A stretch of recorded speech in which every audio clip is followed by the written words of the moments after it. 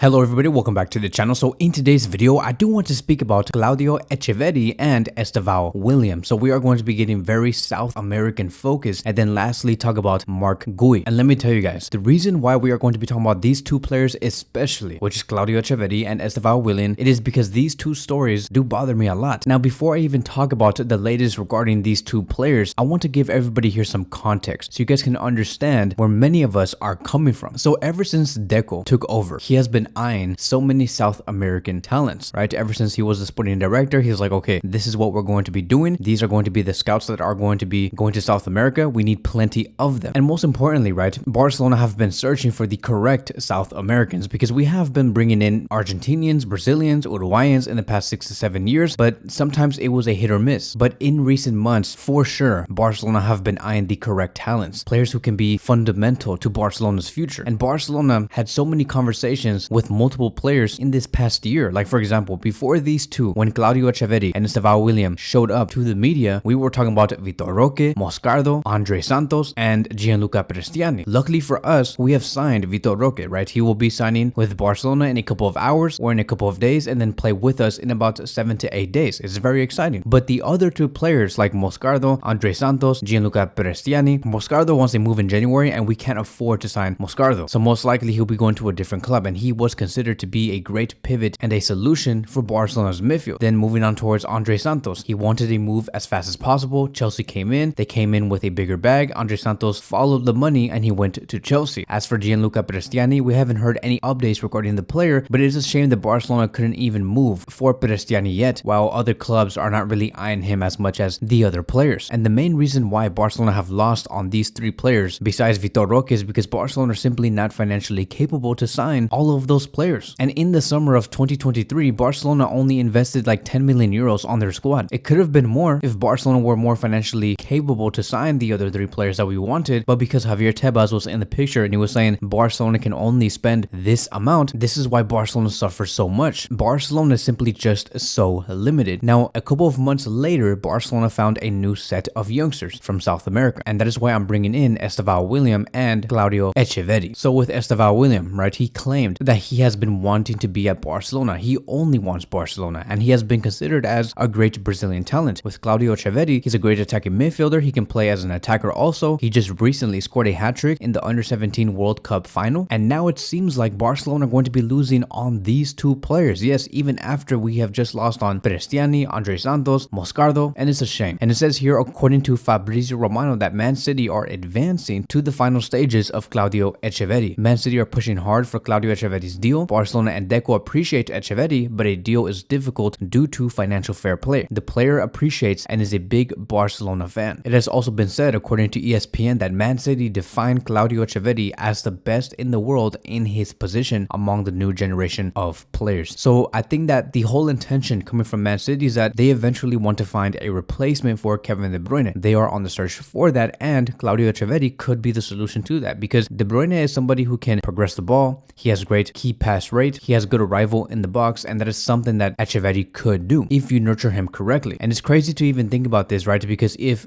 Julian Alvarez continues at Man City for another 2 or 3 years, maybe 4 years, Man City will be having a great Argentinian duo in the attack. So you know how like Man City do have Kevin De Bruyne and Haaland as their best attacking duo. Another one in the future could be Julian Alvarez and Claudio Echeverri. As for Estevao Willian, it says here according to Mundo Deportivo that Estevao Willian, who is also known as Messinho, and his father continues to prioritize a move to Barcelona, but the club is unable to make a move right now due to financial fair play. His current club, Palmeiras, wants him to start making up his mind, with clubs like Chelsea, PSG, and the Manchester clubs already willing to pay his 60 million euro release clause. He will move to Europe in 2025 after he turns 18, but Palmeiras want to close his sale early, just like Endrick. Messinho's father traveled to Man City, PSG, and Chelsea, but Barcelona attracted him the most, just like his son. But the club's indecision makes the signing very difficult. And so again, it's another sad story because you can see that the father, Messinho, really want this move to happen, like for him to go to Barcelona, but Barcelona cannot meet them halfway. And maybe they might be forced to sign with a different club, maybe Man City, maybe PSG, maybe Chelsea. And the reason why the Brazilian club wants to sell Estevao Willian as fast as possible is because they want that ease of mind, knowing that they're going to be receiving 60 million euros. And so again, it's unfortunate because we have always talked about how Messinho can come into Barcelona and compete with Lamine Yamal because they play play in the exact same position. How exciting is that for these two youngsters to compete for the next 8 to 10 years? But again, the reality is Barcelona are going to be losing out on these two players potentially. It's not for sure yet, but Barcelona are definitely behind this race. Man City and other clubs are ahead. And this is also the reason why I am so pro Super League. It's the reason why I supported the Super League so much in this concept, because once again, we're being limited by our own leagues. So for those of you guys who say, I can't believe Barcelona are going to be losing another set of youngsters, how embarrassing is that, right? And you guys laugh. The reason why Barcelona are losing on these youngsters is because of the league. They're limiting Barcelona. They're saying, look, you have no salary space. If you sign him, he won't fit into the wage bill. You have to sell 3 to 4 players if you want to bring in Estevao, Willian, or you have to sell 2 or 3 players if you want to bring in Claudio Echeverri. It's like we have to lose 2 or 3 players to gain 1. And that is why you see Barcelona being forced to sign a last-minute veteran player, a player who's like going to become a free agent in about 1 year, and you find him in like Las Palmas or Almeria or just somewhere random, right? It's super annoying. And this is also another reason why I just don't like the Champions League right now, is because we have clubs out there in the exact same competition being able to spend multi-millions of dollars, while you have another club in the Champions League, which is us, not being able to spend almost anything. And you expect these two clubs to compete against each other knowing that one team couldn't spend nothing and the other team could spend 400 million euros in one summer. How is that a fair game? Like really, how is that a fair game to UEFA and to La Liga? How is this going to be fair for Barcelona and for multiple other clubs? Yes, even Real Madrid. This is the reason why Real Madrid want to get out of the Champions League and why they want to create the Super League, is because they're becoming very limited. It's basically like this, just to paint this perfect picture. 2 Lambos. One Lambo, it does get gas for 50 miles and the other Lambo gets gas for 380 miles. 380 miles. And then you say whoever completes 250 miles the fastest wins. Obviously, the Lambo that was only given 50 miles of gas is not going to win because you only gave them 50 miles of gas. The other one is going to win no matter what, even if it goes 2 miles per hour, because it has 380 miles of gas. And so how do you expect those 2 Lambos to compete against each other when one has less gas than the other? They need to have the exact same amount of gas so you can truly see who is the better driver and who is able to complete the 250 miles. The same thing can be said with football. Everybody needs to be given the exact same amount of opportunity and resources. Barcelona should be in the exact same position of Man City so we can truly see if Barcelona have the capability to compete. And all of this is also reminding me of how we lost Julian Alvarez back in 2020 because Barcelona could not afford Julian Alvarez. Man City had the bigger bag, had the better project at that time, and that is why Julian Alvarez chose Man City over Barcelona. 3 years later, the exact same problem is arriving. Claudio Echeverri will be going to Man City and Barcelona lost a player. And let me tell you, 3 years later, 3 years from that time when we lost Julian Alvarez, Barcelona have the exact same problem. How are you going to call that when you say that La Liga is prospering? La Liga is not prospering. You're going to tell me that the fact that these clubs are having the exact same problem that they did 3 years ago is a league that's prospering? No, none of these clubs are getting better. None of these clubs are also getting stronger. It's just embarrassing. So now I do want to move on towards the next phase of this video and talk about Marc Guiu. And it says here, according to Sport, that Marc Guiu current contract ends in 2025 and Barcelona want to extend it. The club is delighted with him and Guiu's dream is to succeed at Barcelona and stay for many more years. He is grateful to Xavi for the chances he has given him. And this is great news. I want to see Marc continue at Barcelona because of what he gives. And I do think that there is a real conversation to be held here, right? Because I think that he should be given more minutes. Now, obviously, it's going to be more difficult because Vitor Roque is going into the picture. Lewandowski is trying to find his form, but this is the whole point of good competition. This is what good competition is all about, is the fact that once a player like Marc gets his chances, you want to be able to be better than your competitor, right? To be better than Vitor, be better than Lewandowski. And in that way, you see Marc really giving out something for Barcelona. And I love that. And Guiu brings something that not many players at Barcelona bring right now, right? He brings the intensity in his runs, in his dribbles. He's very effective in the way that he times his runs too. His positioning inside the box is all great. And at 17 years old, there is no reason for us to not believe that he can make it big one day. He currently has 1 league goal, 1 Champions League goal, and he scored a goal against America, our most previous game. So you can see that he is really hungry. And I hope that everything turns out well for him in the second half of this season. Let's see if Xavi Hernandez has the balls to share the minutes of these 3 strikers that we have, which is Lewandowski, Vitor Roque, and the emerging Marc Guiu. So that is going to be wrapping up today's video. Thank you guys so much for watching, and I will see you guys in the next one.